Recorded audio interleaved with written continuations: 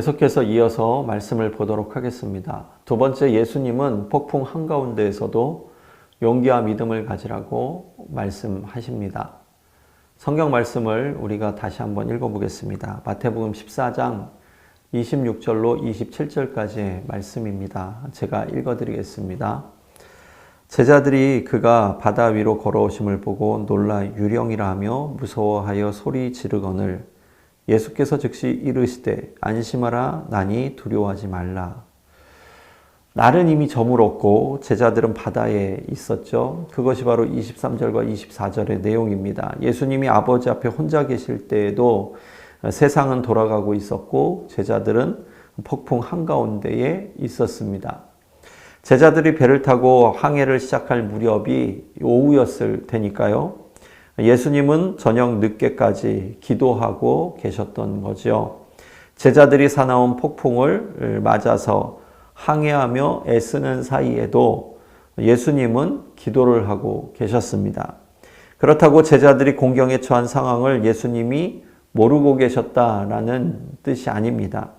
마가복음은 폭풍이 제자들을 강타했고 제자들이 힘겹게 노젓는 것을 예수님이 보고 계셨다 이렇게 기록을 하고 있기 때문입니다.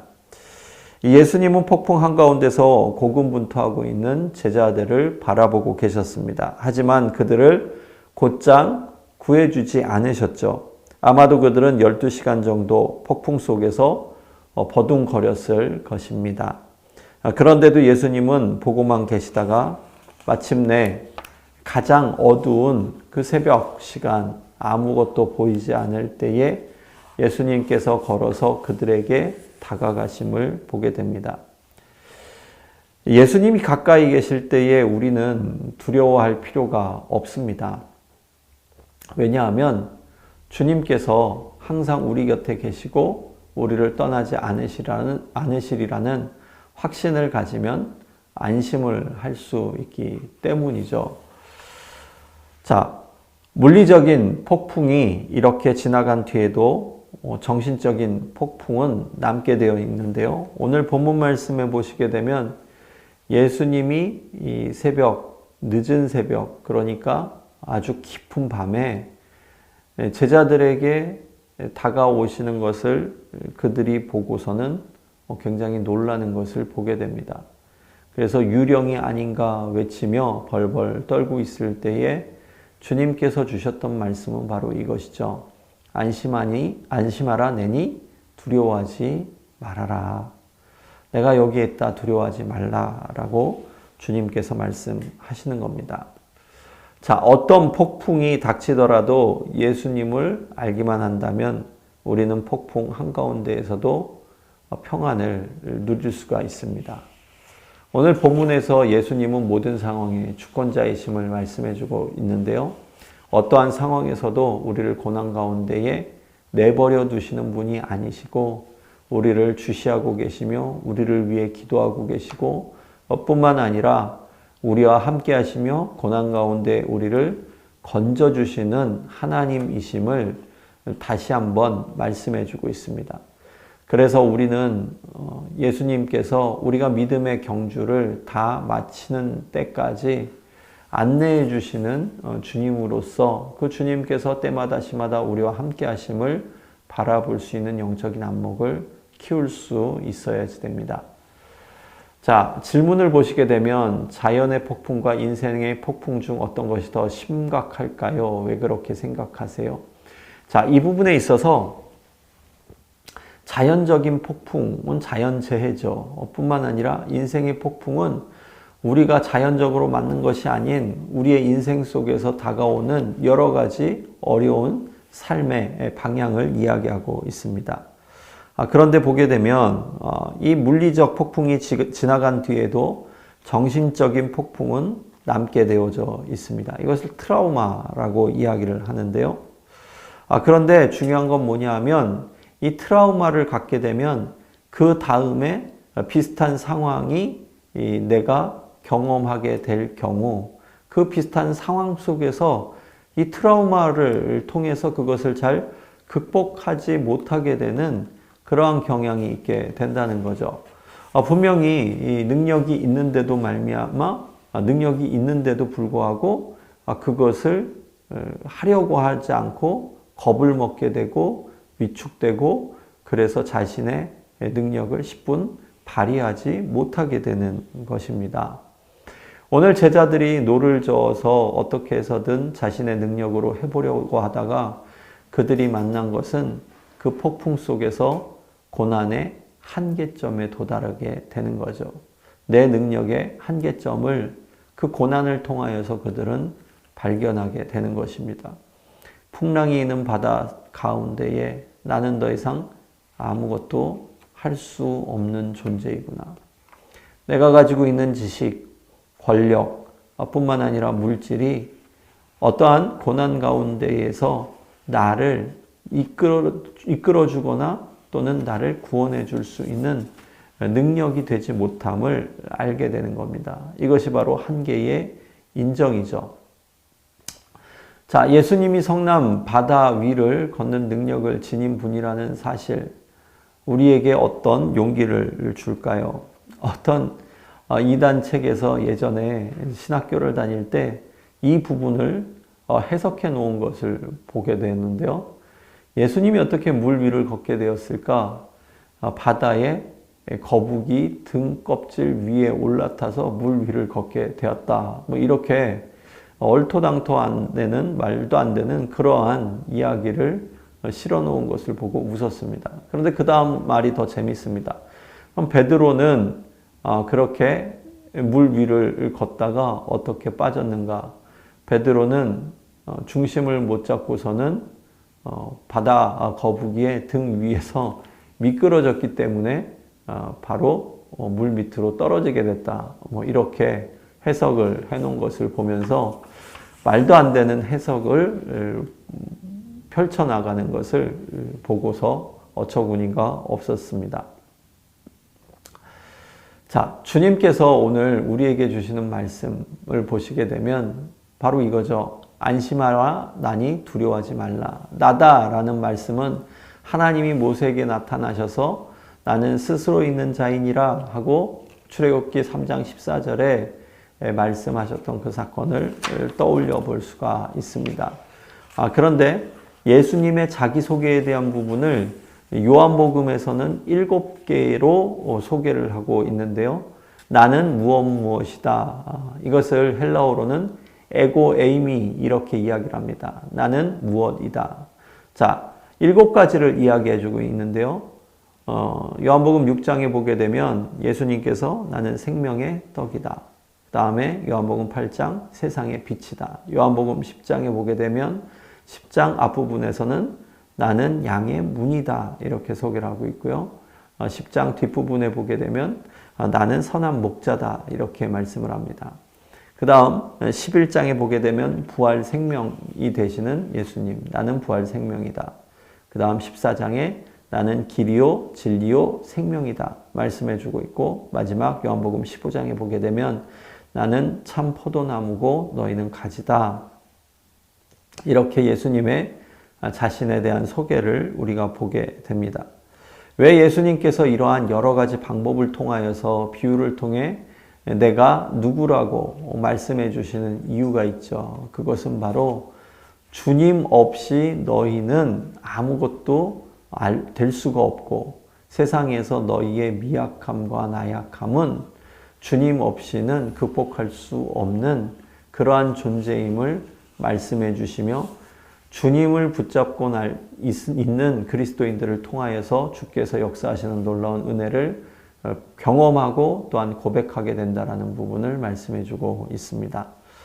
마태복음 14장 28절에서부터 31절까지 말씀해 보게 되면 이런 말씀이 있습니다. 베드로가 대답하여 이르되 주여 만일 주님이시거든 나를 명하사 물 위로 오라 하소서 하니, 오라 하시니 베드로가 배에서 내려 물 위로 걸어서 예수께로 가되 바람을 보고 무서워 빠져가는지라 소리질러 이르되 주여 나를 구원하소서 하니, 예수께서 즉시 손을 내밀어 그를 붙잡으시며 이르시되 믿음이 작은 자여 왜 의심하였느냐 하시고, 오늘 본문 말씀을 통하여서 중요한 부분이 있습니다. 바로 이것이죠. 베드로가 주님 만약 주님이시라면 내가 물 위로 걷게 해주십시오 했더니 주님께서 오라 하고 초청해 주셨어요. 처음에 물 위를 잘 걷게 되었습니다. 그런데 그가 무엇을 보고 두려워하기 시작했느냐 하면 내가 물 위에 떠 있구나. 그런데 주변을 살펴보니 깊은 바다의 시커먼 바다 가운데에 내가 서 있는 것, 그리고 파도가 나를 향하여서 계속 몰려오고 있는 것 뿐만 아니라 세찬 바람을 통하여서 그 바람이 느껴질 때에 그의 시선은 주님께 고정되는 것이 아니라 이 세상의 근심과 걱정, 즉 바다와 그리고 파도와 그리고 바람을 통하여서 그가 시선을 주님께로 고정하였을 때에 걸어갈 수 있었던 놀라운 은혜가 세상을 바라보면서 빠져들어가게 되는 것을 볼 수가 있습니다. 베드로는 물 위에서 강한 바람의 시선을 빼앗기고 용기를 잃고 말았죠. 과거의 두려움에 다시 사로잡혀 예수님을 향한 집중력이 떨어지고 말았기 때문입니다. 그런데 중요한 것이 있어요. 여기서 예수님이 베드로에게 말씀하실 때에 믿음이 적은 자여 왜 의심하느냐 이렇게 말씀을 하시죠. 여기서 믿음이 적다라는 부분을 박스를 치시면서 별표를 치셔야 됩니다. 왜냐하면 주님은 베드로에게 네가 믿음이 없기 때문이야 라고 말씀을 하시며 오늘 베드로를 호통치시는 것이 아니라 베드로를 바라보시며 네 작은 믿음을 내가 보며 안타까워 하시는 겁니다. 너의 작은 믿음 때문에 네가 지금 넘어지고 있는 것이야. 네가 믿음이 없기 때문에 넘어지는 것이 아니야. 그렇죠, 여러분? 만약에 믿음이 없었으면 베드로가 나를 물 위로 걷게 해달라고 예수님께 부탁했겠습니까? 아니죠. 그는 작은 믿음이라도 있었습니다. 주님의 놀라운 능력은 나를 물 위로 세우실 수 있고 주님께로 걸어갈 수 있는 능력으로 주께서 역사해 주실 것이라는 확신이 있었어요. 그 믿음 때문에 그가 물 위를 걷게 된 거죠. 그런데 문제는 뭐냐면 물 위를 걷다가 중간에 빠져들어갈 때에 주님이 말씀하신 것은 내 작은 믿음 때문에 네가 지금 넘어지고 있는 거야 라고 말씀을 하고 있는 거죠. 우리의 시선 어디에 향하고 있습니까? 우리의 시선은 곧 마음의 눈을 이야기하고 있는 거죠. 무엇에 관심을 두고 있는가에 따라서 우리의 시선은 좌우로 위아래로 움직일 수밖에 없기 때문입니다. 베드로는 시선을 주님께로 고정하다가 그만 세상으로 그 시선을 놓치게 될 때에, 옮기게 될 때에 그는 쓰러지게 되고 넘어지게 되고 깊은 바다 물결 가운데에 빠질 수밖에 없게 되는 것이죠. 자, 예수님이 주신 용기를 한결같이 간직하고 계속 용감하게 살아야지 됩니다. 이것이 바로 그리스도인들에게 주시는 주님의 말씀입니다. 두 번째, 우리는 믿음과 용기를 내지 못할 때에 하나님의 사랑과 구원의 진리인 복음을 의지할 수 없게 돼서, 그래서 복음을 의지하기 위해서는 우리에게 믿음과 용기가 필요하다라는 부분을 말씀해 주고 있는 거죠. 여러분, 믿음의 반대는 오늘 본문에 보시게 되면 의심입니다. 의심. 믿음이 적은 자여, 그 다음 뭐라고 주님께서 말씀하세요? 왜 의심했느냐? 의심했느냐?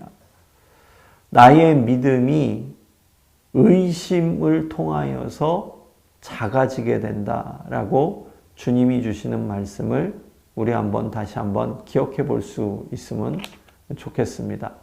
오늘 내가 세상을 바라보면서 두려워하는 이유는 내가 믿음이 없기 때문에 세상을 감당하지 못하는 것이 아니죠. 그렇다면 무엇에 대한 의심이 있기 때문일까요? 주님의 약속의 말씀에 대한 의심이 있기 때문입니다. 주님께서 내가 너를 바라보고 있고 내가 너를 주시하고 있고 내가 너와 함께 하겠고 내가 너를 도와주리라 말씀하고 있죠. 두려워하지 말라, 내가 너와 함께함이니라. 놀라지 말라, 나는 내 하나님이 됨이니라. 내가 너를 굳세게 하리라. 참으로 너를 도와주리라. 참으로 나의 의로운 오른손으로 너를 붙들리라.